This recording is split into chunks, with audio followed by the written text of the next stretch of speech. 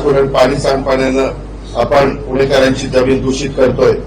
आज 2012 ते 17 मध्ये आम्ही खराडीचा 40 MLD, मुरगाचा 45 MLD, विठ्ठलवाडीचा 32 MLD, भाडेरचा 30 MLD, Naidu हॉस्पिटलच्या तिथला 115 MLD अशी 265 MLD क्षमता 5 वर्षात वाढवली। परंतु 2017 नंतर ज्यांच्या ताब्यामध्ये महानगरपालिका होती त्यांनी 396 MLDचे 11 सांडपाणी प्रकल्प उभारण्याचं नियोजन त्यावेळेस आम्ही सुरुवातीला केलं। परंतु नंतर मात्र त्या प्रकल्पाची क्षमता वाढीवर हजारो कोटी रुपये खर्च झाले, याचा काही उपयोग झाला नाही। आज पण 500 MLD नदी नाले मध्ये तलावात विना प्रक्रिया पाणी सोडलं जातं, हे थांबवणं अत्यंत गरजेचं आहे। पत्रकार मित्रांनो, हवा प्रदूषण हवेचं तर इतकं वाईट परिस्थिती आहे, AQI याला एअर क्वालिटी इंडेक्स त्याचा लॉंग फॉर्म आहे, जो 0 ते 50 रेंजमध्ये असला पाहिजे, तो आज आपल्या पुण्यामध्ये 280 आहे। जो 50 असला पाहिजे AQI एअर क्वालिटी इंडेक्स, तो 280 आहे। बेंगलोर सारख्या शहराचा AQI 106 आहे, मुंबईचा 195 आहे। पुण्याच्या प्रदूषणाने पर्यावरणाची अक्षरशः वाट लावलेली आहे। गेल्या 10 वर्षात आपल्या पुण्यातली अनेक लहान मुलं, गर्भवती स्त्रिया, ज्येष्ठ नागरिक यांना श्वसनाचा आजार झाले, कॅन्सरचं प्रमाण वाढलंय। सर्दी, खोकला आणि घशाची कवकव तर रोजच आपल्याला अनेकांच्याकडे पाहायला मिळते। पर्यावरणाविषयी जागरूक पुणेकर ही बाब कधी दुर्लक्षित करणार नाहीत, हे पण मला विश्वास आहे। 2017ला 11 गावं समाविष्ट झाली, 2021ला 23 गावं समाविष्ट झाली, अशी 11 अधिक 23 34 गावं, त्यातील उरळी देवाची आणि फुरसुंगी ही वगळली। आता 32 गावचा प्रश्न 2017 पासून गंभीर बंद आहे। त्याच्यामध्ये टॅक्स लावायला, गोरगरिबांची घर पाडायला पालिका खूप ऍक्टिव्ह आहे, पण तिथले रस्ते, तिथला पाणी पुरवठा, तिथला कचरा, तिथलं सांडपाणी, तिथलं स्ट्रीट लाईट अशा मूलभूत सुविधा पुरवणारी सत्ताधारी हे अपयशी ठरलेले आणि जुन्या ग्रामपंचायती बऱ्या होत्या अशी तिथले आता 32 गावातले गावकरी म्हणतायत। 2018 ते 26 या 9 वर्षामध्ये 394 कोटी फक्त तिथं खर्च केले गेले, 394 कोटी, आणि त्यात खर्च फक्त 84 कोटी झालाय। म्हणजे 9 वर्षात एका गावाला मिळाले 2 कोटी, म्हणजे फक्त 25 लाख दरवर्षी त्या गावाला मिळत आहे। आता पत्रकार मित्रांनो, पुणेकरांनो, तुम्ही सांगा, लोगाव, वाघोली, कुंडरी, धायरी अशा मोठ्या गावांच्या मध्ये एका वर्षाला एवढा कमी निधी मिळाला तर काय रस्ते होणार, काय तिथं खड्डे बुजवले जाणार? अक्षरशः तिथं जिजिया करायची आठवण येते। आम्ही सातत्याने तिथं चर्चा करतो की बाबा तो कर कमी करा। ते काय म्हणतात 32 गाववाले, आम्हाला ग्रामपंचायतीचा कर होता तो 5 वर्ष ठेवा, पुढे 5 वर्ष मग कर वाढवा, पण आम्हाला सुविधा द्या। आणि एवढ्या मोठ्या टॅक्सची आकारणी पालिकेने तिथं केलेली आहे, सुविधा मात्र काही नाहीये। त्या समाविष्ट गावामध्ये दस्त नोंदणी रखडलीये, 3 लाख नागरिकांचं दस्तच होत नाहीये। मी बैठक घेऊन नोंदणी महानिरीक्षकांना सांगून तो प्रश्न मार्गी लावण्याचा प्रयत्न केला। IGR ऑफिसनं त्यासाठी चांगलं सॉफ्टवेअर आता बनवलेलं आहे। गोरगरिबांची गुंठेवारीची कामं रखडली, त्यामुळे शास्त्री कर त्यांना सहन करावा लागतोय।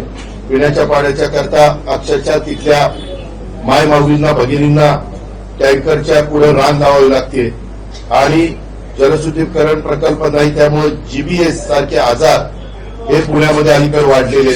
या 32 गावात अंधाराचं साम्राज्य, स्ट्रीट लाईट नाहीये, अशा अनेक समस्या आहेत। सत्ताधाऱ्यांनी पुणे शहराच्या मध्ये हे जे काही त्यांनी कामं करायला पाहिजे होती ते करू शकलेले नाहीये आणि त्याच्यामुळे पुणेकर तसे अक्षरशः वैतागून गेलेले, चिडलेले। त्या रागातून निश्चितपणे तो वेगळा विचार करतील अशी मला या निवडणुकीच्या निमित्तानं खात्री आहे। मला एवढंच सांगायचंय, माझं तुम्हाला आठवत असेल, एकदा पवार साहेबांनी एका सभेत सांगितलं होतं कारभारी बदला, आणि त्यावेळेस पुणेकरांनी प्रतिसाद दिलेला होता। तसं आता इथं जे त्रिकूट आहे ते त्रिकूट कारभारी बदलायला पाहिजे. माझ्याकडे पुणेकरांनी सूत्र द्यावी. मी निश्चितपणे हे प्रश्न सोडवण्याच्या करता मला सकाळी 6 वाजल्यापासून काम करण्याची सवय. केंद्र सरकारमध्ये राज्य सरकारमध्ये पाठपुरावा करून तिथं आम्ही सरकारमध्ये असल्यामुळे तिथली पण मंजुऱ्या मिळवण्याची आम्हा लोकांची क्षमता आहे. परंतु तिथनं मंजुऱ्या मिळाल्या तर इथं जे काम व्हायला पाहिजे, इथं जी इच्छाशक्ती दाखवायला पाहिजे, ती इच्छाशक्ती कमी पडलेली असल्यामुळं या सगळ्या समस्या निर्माण झालेल्या आहेत. आणि मी मागे पुणेकरांना महाराष्ट्राला पिंपरी चिंचवड शहर विकसित करून दाखवलंय. इतर पण काही शहरं, बारामती पण जर तुम्ही बघितलं तर अतिशय चांगलं शहर म्हणून आज त्या शहराची ओळख आहे. आज आपल्या सांस्कृतिक क्षेत्रातील पण दुरावस्था बालगंधर्व नाट्य मंदिर, मला जर कधी नाट्य क्षेत्रातले काही प्रशांत दामले असतील किंवा इतर मान्यवर असतील ज्यावेळेस भेटतात त्यावेळेस सदा आमचे सयाजीराव शिंदे असे काही बरेच जण भेटतात, त्यावेळेस ते सांगतात दादा नाट्यगृह इतकी वाईट अवस्था आहे, दुरावस्था आहे, ऐतिहासिक परंपरा आहे. ते बाल गंधर्व नाट्यगृह आज कॅन्टीन नाही, स्वच्छता गृहात पाणी नाही, पुरेशी प्रकाश योजना नाही. अनेक मान्यवर याबाबत तक्रार करतात. सांस्कृतिक क्षेत्रात देखील अतिशय असंवेदना निश्चितपणे दाखवण्यात आलेली आहे. कधी माडगुळकर स्मारक उभारण्याची घोषणा होऊन काम अर्धवट आहे.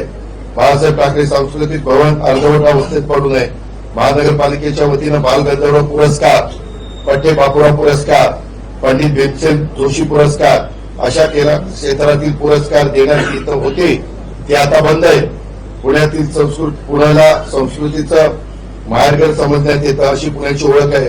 पण नाट्य कला ऐतिहासिक वारसा जतन केल्यानं व समृद्ध केल्याची ओळख ही कायम आहे. मात्र वरील गोष्टी पाहिल्या तर ही ओळख अक्षरशः गेल्या 9 वर्षामध्ये पुसण्याचं काम चाललेलं आहे. शिक्षण, क्रीडा, आरोग्य या क्षेत्रात देखील मागील 9 वर्षात दुरावस्था बरेच काही सांगते. 5 वर्षामध्ये तर आपण पाहिलं राजवट कुणाची होती आणि त्या राजवटीत पुण्याच्या विकासाचा प्रगतीचा आलेख ज्या क्षेत्रात ढासळला त्याची वस्तुस्थिती आताच्या पत्रकार परिषदेच्या निमित्तानं मी आपल्या सगळ्यांच्या समोर ठेवलेली आहे. मेट्रोच्या कामांना मंजुरी ही माग मिळाली. त्याच्यानंतर मात्र आम्ही ज्या वेळेस पंतप्रधानांच्याकडे जातो महाराष्ट्र सरकार म्हणून, त्यावेळेस पंतप्रधान त्याला प्रतिसाद देतात आणि अनेक महत्वाचे पुढचे रूट पण त्यांनी त्या ठिकाणी मंजूर करून दिलेले आहेत आणि पुढेही ते मंजूर करून देतील, कारण पुण्याचं पॉप्युलेशन खूप आहे. आणि महानगरपालिकेत मात्र जे सत्तेवर आहे ती मंडळी हे मध्ये ज्या पद्धतीनं पाठपुरावा करायला पाहिजे किंवा गती द्यायला पाहिजे ती निश्चितपणे त्यांची निष्क्रियता याच्यामध्ये दिसून येते. मला एकच सांगायचं, आम्हाला सगळ्यांना, माझ्या सहित सर्व माझ्या सहकाऱ्यांना पुण्याविषयी प्रेम आहे, आपलेपण आहे.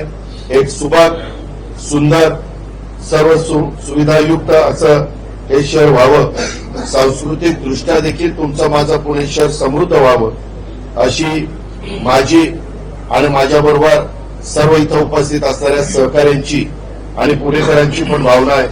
ही भावना प्रत्यक्षात आणण्याच्या करता आम्ही जे काही उमेदवार दिलेले त्या उमेदवारांना पुणेकरांनी घड्याळ आणि तुतारी या चित्रावर बटन दाबून संधी दिली तर निश्चितपणे आम्ही ह्याच्यामध्ये मी बदल करून दाखवेन.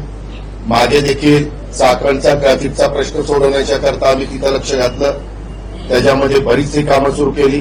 हिंजवडीचा पण ट्रॅफिकचा प्रश्न सोडवण्याच्या करता पाण्याचे कसं सगळं तुंबलेलं होतं ते आपण बघितलं. तिथं पण अंडरग्राऊंड ड्रेनेज आणि बाकीच्या ज्या काही ठिकाणी नवीन इमारती बांधल्यामुळं ते ओढे नाले आडले गेलेले होते ते सगळे आम्ही मोकळे केले. काही ठिकाणी इमारती पण तिथं पाडल्या. आणि हे सगळं होत असताना मला पुणेकरांना आवाहन करायचंय की येत्या 2-3 दिवसात मी व्हिजन डॉक्युमेंट्स देखील पुणेकरांच्या समोर ठेवणार आहे. आता मी साधारण गेल्या 8-9 वर्षामध्ये ज्यांच्या हातात पुणे शहराची सूत्र होती त्यांनी काय अवस्था केली ते आपल्या समोर ठेवण्याचा प्रयत्न केलेला आहे. आणि पुढं आम्ही काय करू पाहतोय हे आम्ही दाखवण्याचा प्रयत्न करणार आहे. आणि आम्ही करून दाखवलंय. काही शहरांचा मी उल्लेख केला.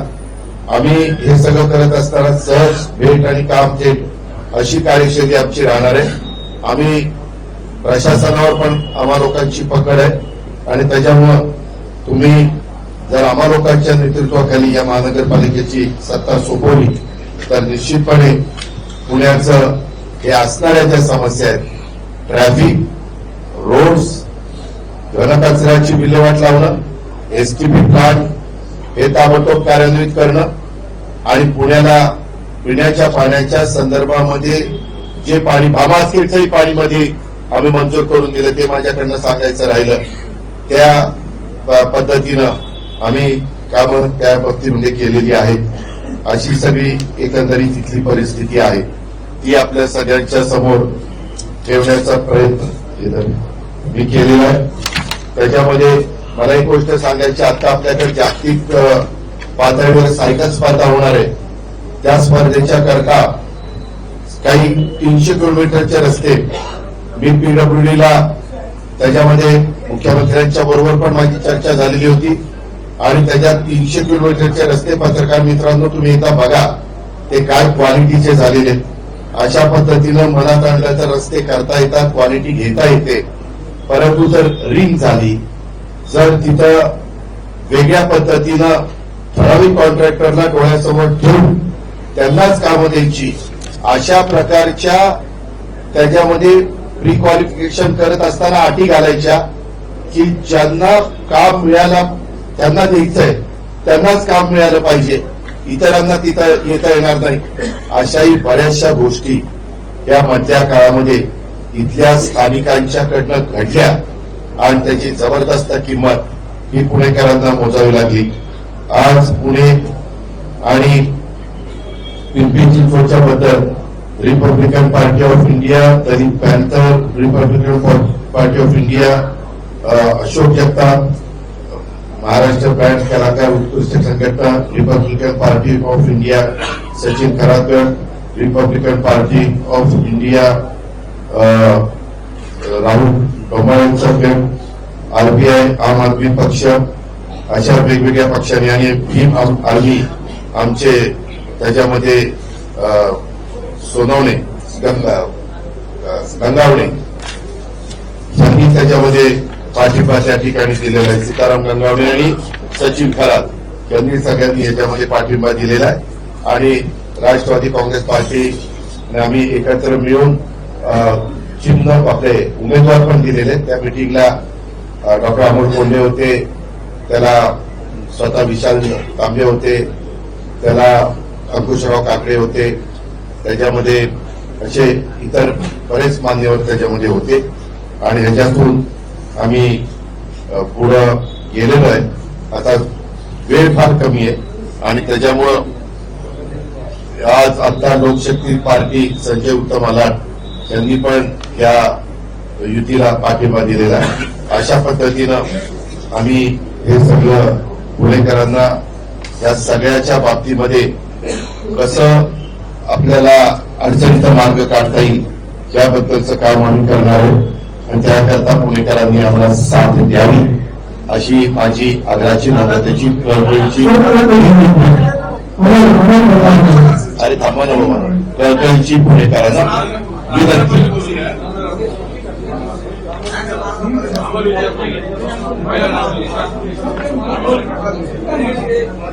हा बोला.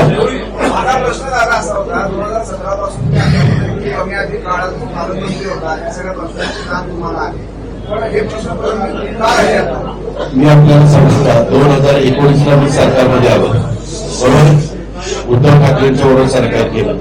पत्रकार मित्रांनो तुम्हाला आठवत असेल त्यावेळेस मी दर शुक्रवारी किंवा शनिवारी पुण्यामध्ये पुणे, पिंपरी चिंचवड आणि पुणे जिल्हा पालकमंत्री असल्यामुळं कोरोनाच्या बद्दल इथं जे काही काम करायला पाहिजे होतं ते आम्ही काम केलं. त्यावेळेस पुणे महानगरपालिकेमध्ये देखील लोकनियुक्त बॉडी होती आणि पिंपरी चिंचवडला पण लोकनियुक्त बॉडी होती. परंतु त्याच्यामध्ये राजकारण न आणता सरकार म्हणून आमचं व्हॅक्सिन देण्याचं जे काम होतं, ऑक्सिजन देण्याचं काम होतं, व्हेंटिलेटर्स देण्याचं काम होतं, जम्बो हॉस्पिटल उभे करण्याचं काम होतं, डॉक्टर्स देण्याचं काम होतं, त्याच्यामध्ये रेमडेसिवीर, त्यावेळेस रेमडेसिवीर ते खरं चुकीचं होतं, पण सगळे रेमडेसिवीर मागायचे, ते देण्याचं काम होतं, अँब्युलन्स देण्याचं काम होतं. त्या सगळ्याच्या बाबतीमध्ये मी कुठेही त्या 2.5 वर्षात कमी पडलो नाही ना. मी माझं काम पालकमंत्री म्हणून मी त्या ठिकाणी केलं. शेवटी बॉडी आतापैकी मी पालकमंत्री आहे, पण तिथं जी बॉडी असते त्यांनी पण तसे ठराव केले पाहिजे.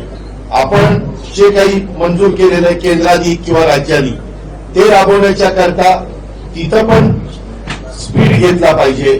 तिथं पण टेंडर काढताना पारदर्शकपणे टेंडर निघालं पाहिजे.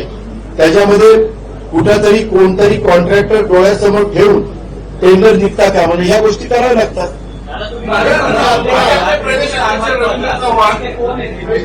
अरे त्रिकुट तुला माहितीये की कोण आहे ते? कोण तुझ्याकडे काम करायचं?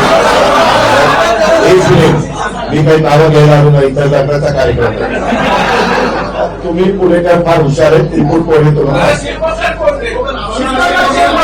अहो तेच तुम्ही शोधायचं. तुम्ही पत्रकार आहे, तुम्ही नेहमी सूत्रांच्या माहितीने माहिती घ्या.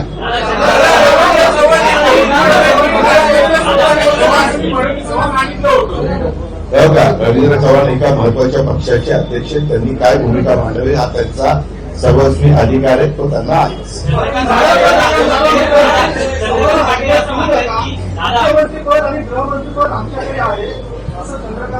मी कुठे नाही म्हणतो, केंद्रात पण देशाचे पंतप्रधान नरेंद्र मोदींच्या नेतृत्वाखाली सरकार चांगलं चाललेलंच आहे.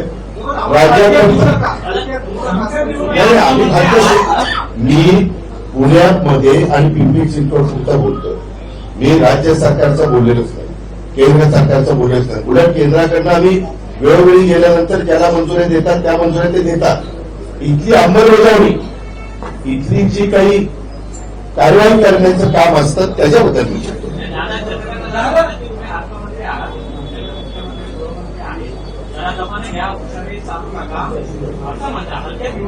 ठीक आहे, मी त्यांनी केलेल्या सूचनेची अतिशय गांभीर्याने नोंद घेतलेली आहे.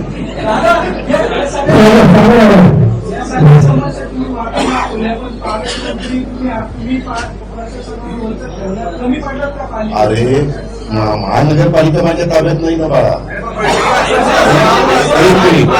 महानगरपालिकेची अंमलबजावणी ही महानगरपालिका करत असते. थांबा बाबा, तू कशाला मध्ये बोलतो?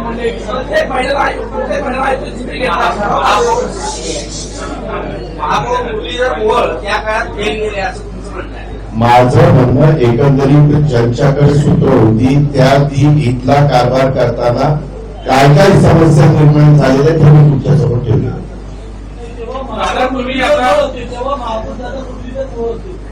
अरे जे पुढे असतील ते मला त्यावेळेस जे इथं कारभार बघत होते ते ह्याच्यामध्ये अयशस्वी झाले. पिंपरी आणि पुणे महापालिकेचं निवडणुकीच्या स्वतः नेतृत्व करता, पण तुमच्या चिरंजीवाचं एका घोटाळ्यात नाव आलेले तसं नाही, पण त्यांनी जे नाव आलेलं आहे त्याची चौकशी चालू आहे ना. मी त्याच्याबद्दल सुरुवातीपासून सांगतो. मी 35 वर्ष पत्रकार मित्रांनो, तुमच्यातले पण अनेक पत्रकार मला ओळखतात. मी कधीच चुकीच्या गोष्टीचं समर्थन केलेलं नाही, कधी कुणाचंही मी समर्थन केलं नाही. त्याची चौकशी नेमलेली आहे सरकारने. मला वाटतं एसीएस रेव्हेन्यूच्या अध्यक्षतेखाली कमिटी आहे, ते त्याच्याबद्दलची चौकशी करतायत. पुण्यातील गुन्हेगारीचा मुद्दा सातत्याने पुढे येतो.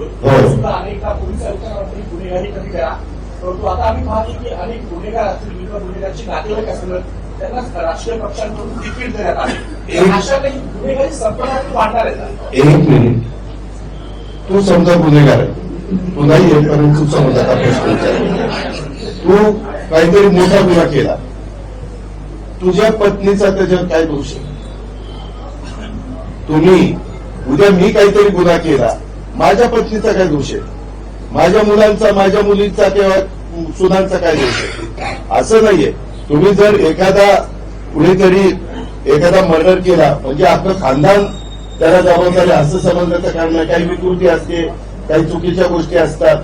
आणि तुम्ही एक बघा पत्रकार मित्रांनो, आता जे कुणी याद्या आहेत त्याच्यामध्ये इतरांच्या याद्यामध्ये देखील नावं कशी आहेत, त्याच्यामध्ये आता माझ्या बरोबर सीताराम गंगावणे भीम आर्मीचे प्रमुख आणि सचिन कला यांना ज्यावेळेस आम्ही बरोबर घेतलो किंवा विशाल तांबे किंवा आमचे भगवंतराव साळुंखे त्यांना बरोबर घेतल्यानंतर काही जागा त्यांना ज्या सोडतो ते त्या जागाला कुणाला उमेदवारी द्यावी हा त्यांचा अधिकार आहे.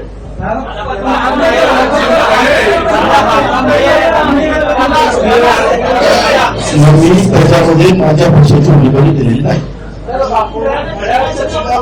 त्याशिवाय आंदेकर ऐका ते सांगतो त्याच्याबद्दल सांगतो. अरे मी तेच सांगतोय बाबा की त्या संदर्भामध्ये सचिन खरातांनी आणि सीताराम गंगावणेंनी सांगितलं की आमचं चिन्ह हे त्या ठिकाणी पोहोचायला वेळ लागेल, आम्हाला आमचे जरी उमेदवार असले तरी कार्याचं चिन्ह द्या. हे असं अनेक निवडणुकीमध्ये आरपीआय आठवले साहेबांच्या बरोबर आम्ही युती करायचो त्यावेळेस तसं व्हायचं. इतर पण वेगवेगळे राजकीय पक्ष ज्यावेळेस बरोबर घेतले जातात त्यावेळेस असं अंडरस्टँडिंग असतं. प्रश्नाबाबत आपण बोलला पूर्वीपासून आपल्याकडचा ओढा कचरा हा शेतांमध्ये टाकला जातो. रोजी काळभोर वगैरे परिसरात बऱ्याच कचऱ्यामध्ये तरी टाकण्यात आला. दुसरं एसटीपीचा विषय. एसटीपी आता ह्या पद्धतीने आपल्या निविदा काढल्या 500 कोटी रुपये महापालिकेचं नुकसान होतं. याला राज्य शासनाची मान्यता आहे अमृतद्वार अंतर्गत. तिथं काही चर्चा झाली का? नाही एक मिनिट. एकदा कुठल्याही महानगरपालिकेला नगरपालिकेला निधी ज्यावेळेस एखाद्या प्रकल्पाच्या करता द्यावा लागतो त्यावेळेस लोकल बॉडी म्हणून तो अधिकार त्यांचा त्या बॉडीचा असतो. नगराध्यक्ष आणि ते नगरसेवक किंवा महापौर आणि स्टँडिंग कमिटी चेअरमन आणि त्यांची बॉडी असं असतं. तुम्हाला आता जरी प्रशासक असलं तरी कोण महानगरपालिका तुमचं तर फार बारकाईने सगळीकडे लक्ष असतं. चौकस तुमची बुद्धी आहे, चौकस तुमच्या नजरा असतात. त्याच्यावर कोण कारभार करतोय तेही आपल्याला माहिती आहे.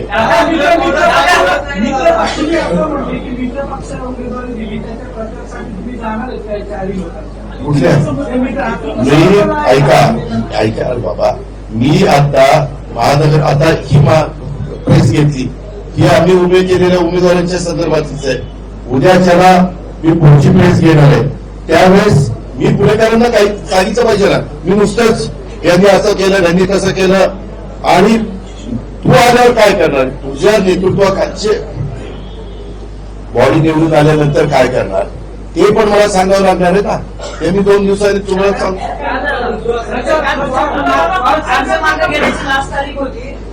पहिल्यांदा असं झालं